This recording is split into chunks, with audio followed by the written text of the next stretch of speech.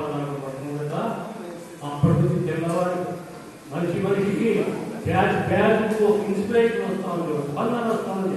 మేము కూడా జరపాలా, మనం కూడా కలుసుకోవాలంటే ఈ విధంగా చేసుకుంటూ వస్తున్నారు. మేము ఉన్నంతవరకు తెలుగుతామని అనుకుంటా ఉన్నాము. మేము కూడా జరిగిన ముసులో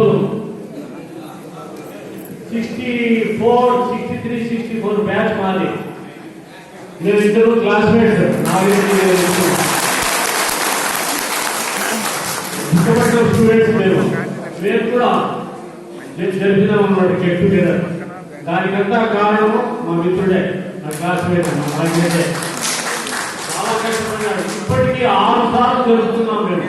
6 సార్లు. ఫస్ట్ టైం పుట్టపట్నం హై స్కూల్లో, ఆ తర్వాత 5 సార్లు పుట్టపర్తిలోనే జరుపుకుంటా ఉన్నాము. ఇంకా ఇంతలోనే మళ్ళా కలసాలనుకున్నాము. జోగులకి సంబంధించిన నరసింహారెడ్డి అమెరికాలో ఉన్నాడు. అతను డొనేట్ చేస్తానన్నాడు డబ్బులు.